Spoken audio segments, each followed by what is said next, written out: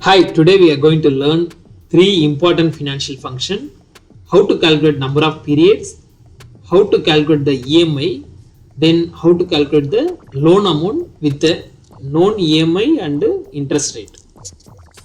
So let's start with the number of periods. How to calculate number of periods. Here I given one example. In how many years your investment of 1 lakh will be double if the interest rate is 8% compounded quarterly. Your present value 1 lakh. Your present value 1 lakh. Rate 8% quarterly. So divided by 4. Future value 2 lakhs. NPR. Select your rate, then payment 0, present value 1 lakh, then future value 2 lakh divided by 4, because interest we showed as a quarterly. If you calculate, you will get 9. So 9 years, in 9 years your 1 lakh will be double if interest rate is 8%. So same way we will calculate the payment EMI. Here I asked one example. Calculate EMI for loan amount 5 lakhs, interest rate 10% for 5 years.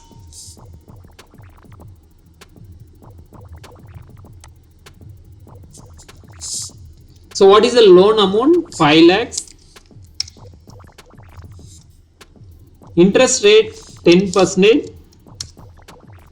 Years. To calculate the EMI, use the formula PMT. Select rate divided by 12, then NPER, number of periods into 12, because per year 12 months, then present value 5 lakhs. If you close this bracket, EMI you are going to pay per month.